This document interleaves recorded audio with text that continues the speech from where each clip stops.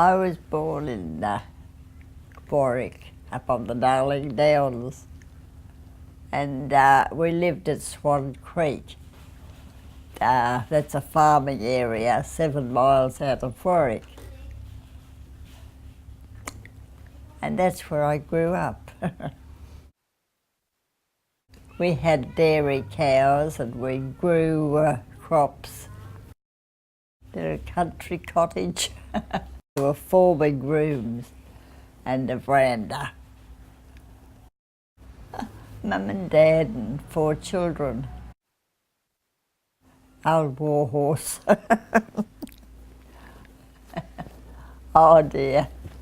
Oh, she was just a short, fat little lady.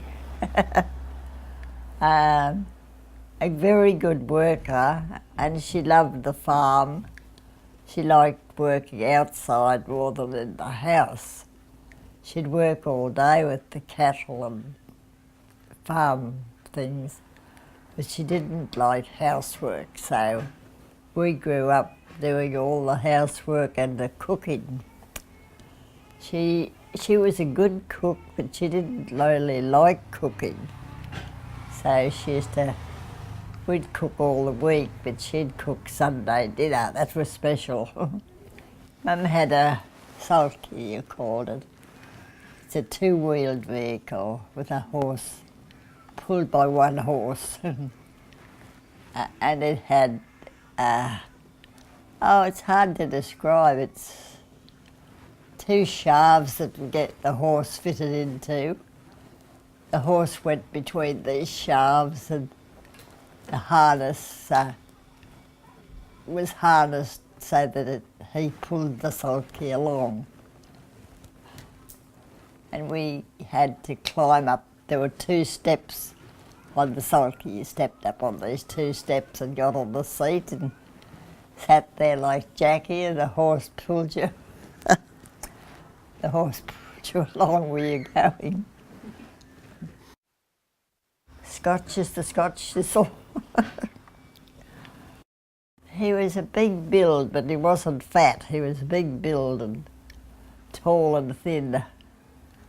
But, big chest and big arms, big strong man. But no fat on him. And he had a deaf complaint. As he got older, he got deafer.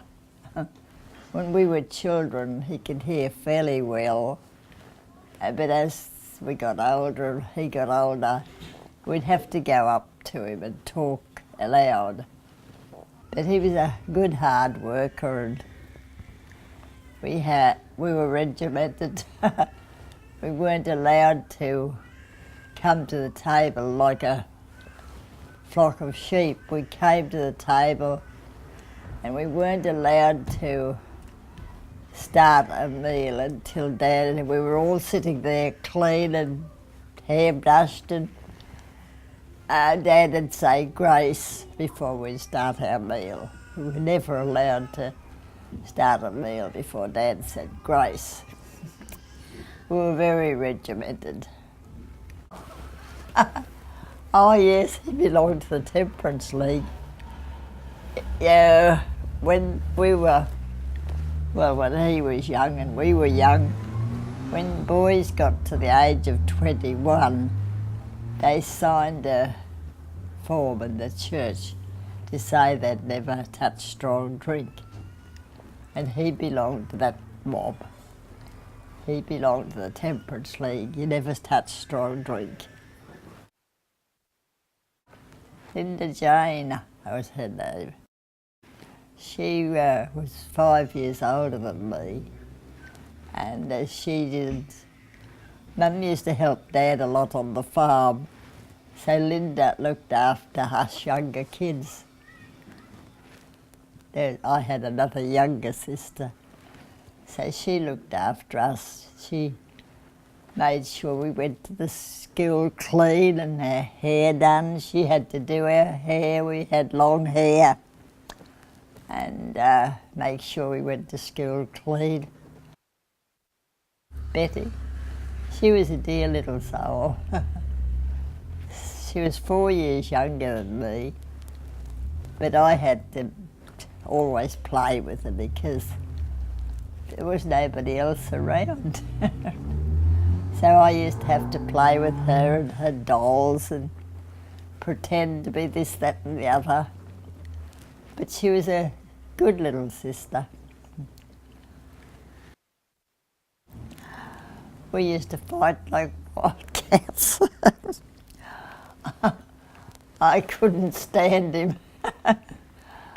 We used to fight something terrible. He was a lot stronger than me, so I always got the worst of it. But I could hardly stand to look at him without punching him. And I don't know why. I suppose it's because Mum always favoured him, you know, but the only son. Oh.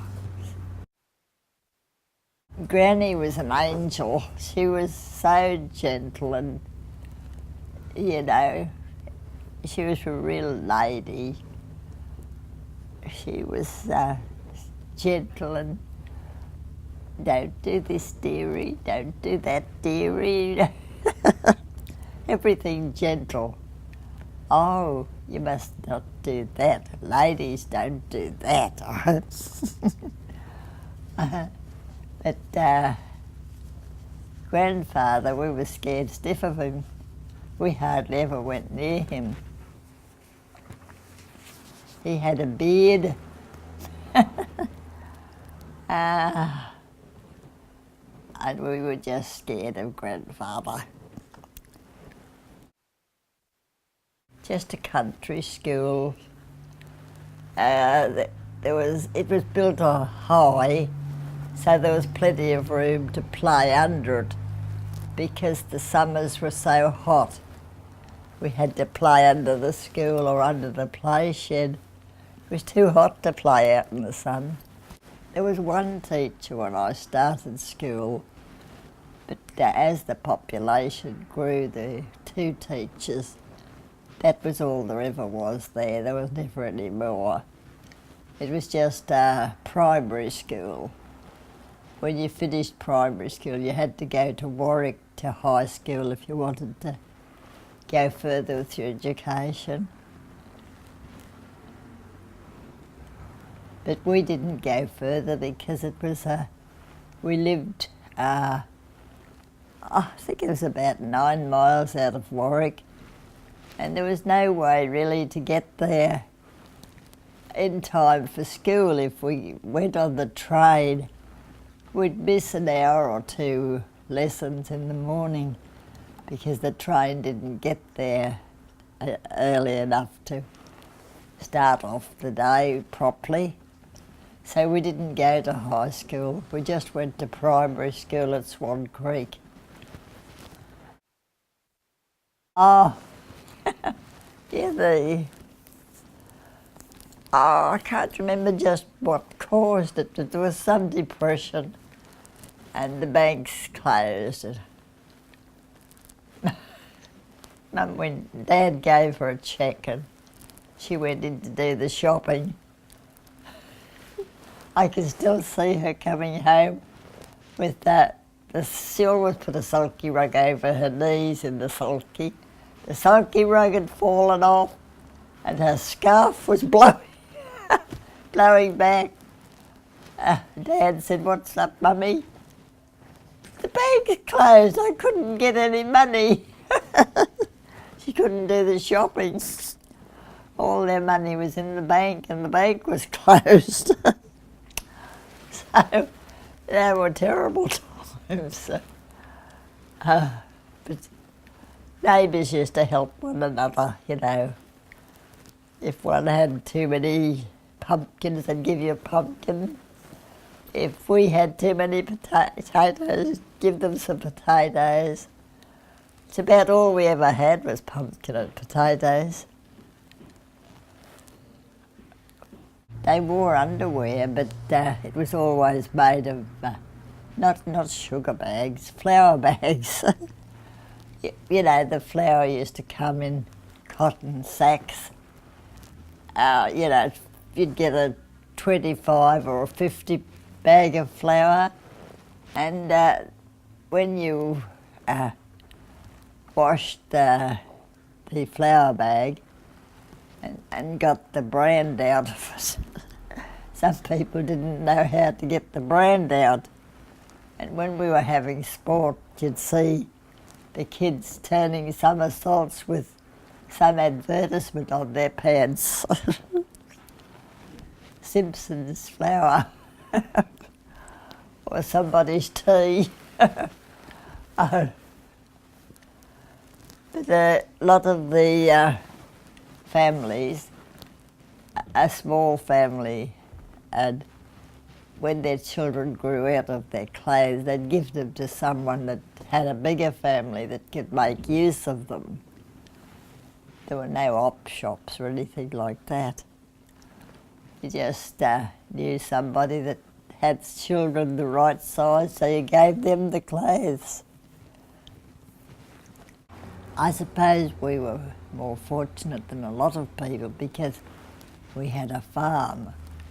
We had our own fowls, so we had plenty of fresh eggs, and Mum always reared roosters to kill on special occasions like birthdays and Christmas and Easter.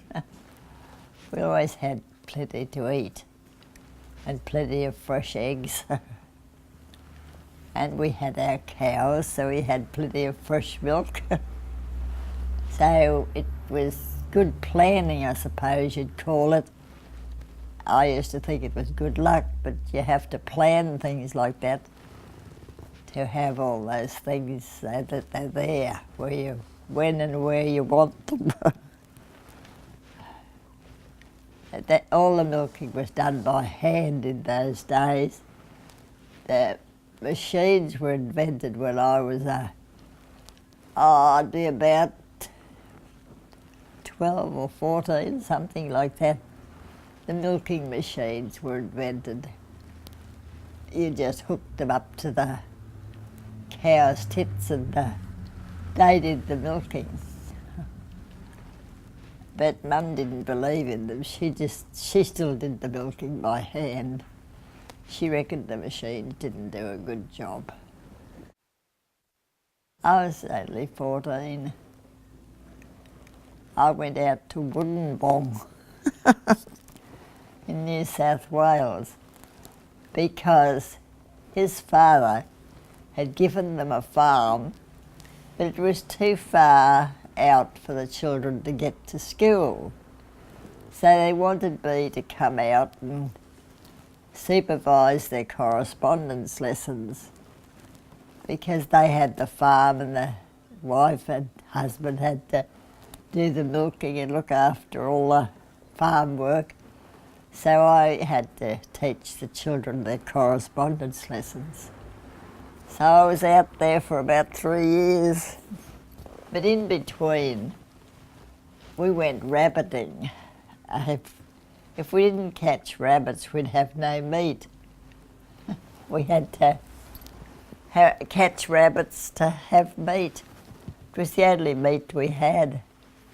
We had an old dog, and the dog and us used to chase them.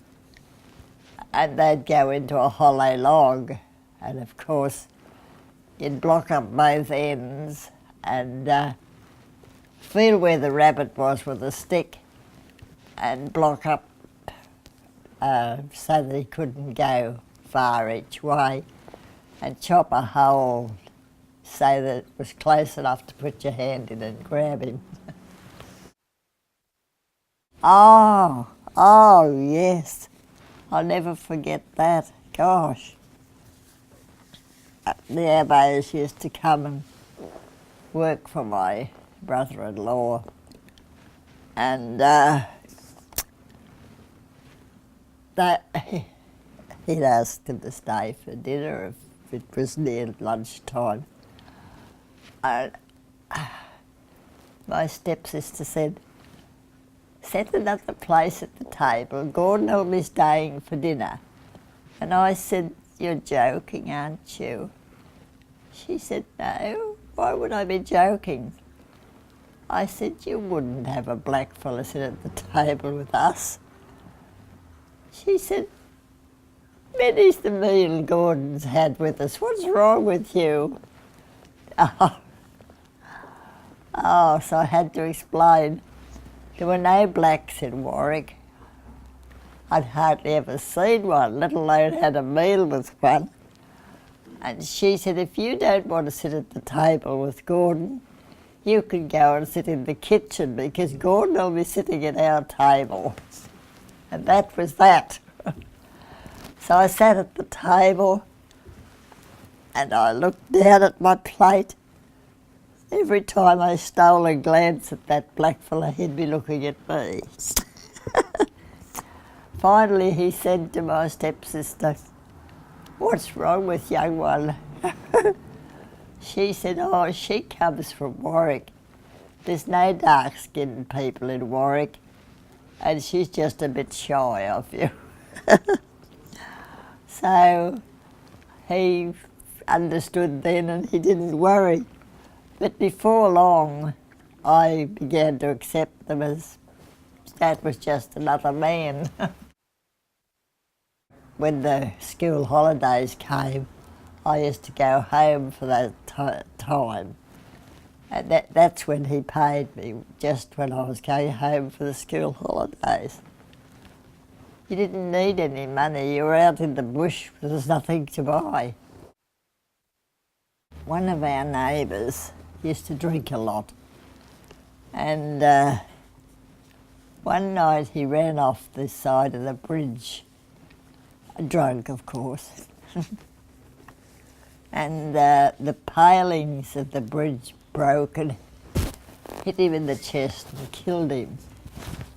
So she came down to Mum and said, I'm left with all those cows to milk. Could one of your children come and help me with the milking? So I was the only one that could go, so I went up and helped her with the milking. When she kept leaving messages at the shops in Yangan, if this Bertha Skjonnemand came in, she wanted to see him because he knew where all her husband's working gear was up the bush. She wanted him to go and get the gear and bring it home. So that's how I met him. He came in one night when we were just finished our supper and we were sitting there with bare feet. You didn't let a man see you with bare feet in those days, so neither of us were game to get up. We just sat there. Oh, real old bushy. When he grew up, he didn't want to work on the farm, so he used to work in the timber. And he had some boarding house or something he used to pay his board at and stay in Yangan. We used to walk down from this lady's farm where he stayed to do the work and I was working there. We used to walk down to the dances. It was real bush days. If you wanted to go out at night, you usually didn't take the horse because the poor old horse would be standing there in the cold while you were dancing. So we used to walk down and walk home again. And then when Mrs. Christie sold the farm, Clary, Pop's brother-in-law, came down and asked would I go and work up there.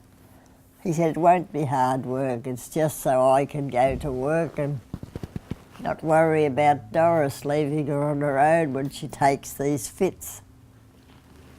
So that's how I came to go up and stay with Doris while he could go to work. We got married and decided we'd have a few years on our own before we had any children. It's a good idea to get to know one another properly, I think, before you have any children. So we were married about 3 years before we had Peter. his people had a farm further up Emu Creek. And we built our own house on the farm. We didn't want to live with anybody else.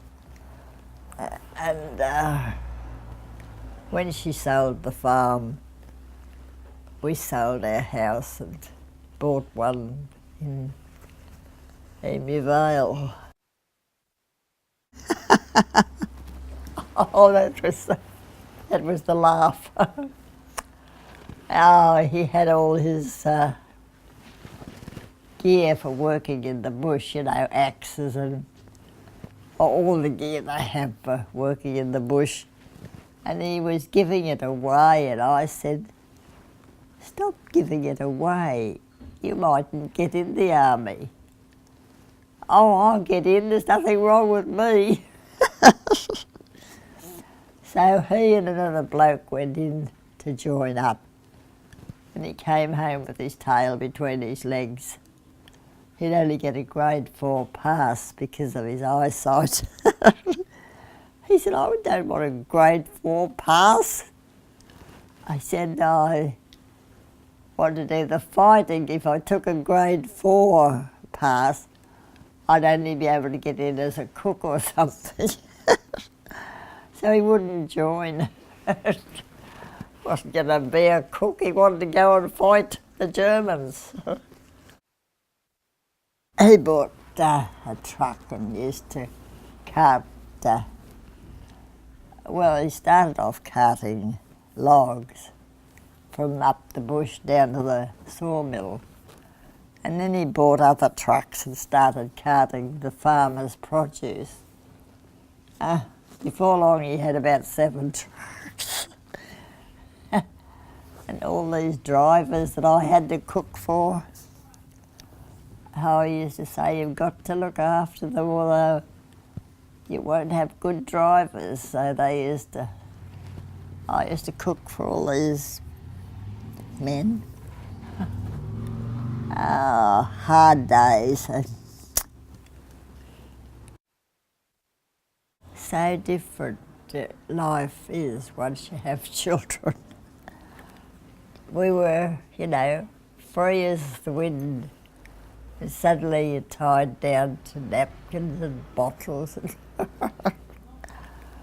Can't go anywhere without a big bag full of things for the baby. Peter was just 2 years older than Paul.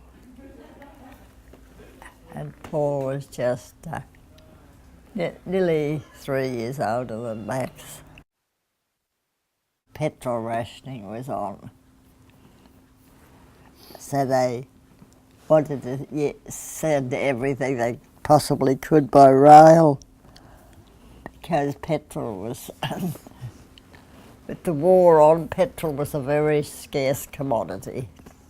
Pop had bought somebody's bees and there was somewhere down here he used to shift the bees in winter. Too cold in Warwick. And he used to come down to look after his bees. He was always talking about how warm it was down here compared to Warwick. So we saw this place for sale and decided to buy it and move down. And he got a job on the council. He was doing real well on the council. The men liked him and he was made ganger. That's in charge of, I don't know, it was 5 or 7 men or something. The men all liked him and our neighbour, someone shifted into one of the houses just up from us and he was looking for a job. So Pop gave him a job. And they didn't get on at all. They used to fight like wildcats. And this bloke had been in the army.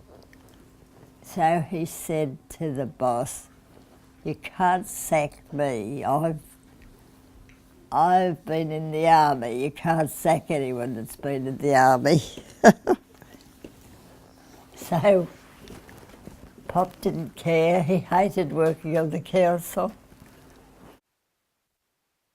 It was just an idea that I had that it was a long way between Beenleigh and Southport. There were no shops in between. So if we started a shop, you know, we'd get business. So we built the shop and started it. And, we did real well, but it was hard work, long hours. You know, people want to go fishing. They want to go when the tide's right, and we'd often get up at 4:30 in the morning to get people bait that wanted to go fishing. And then once you got up, you'd stop up.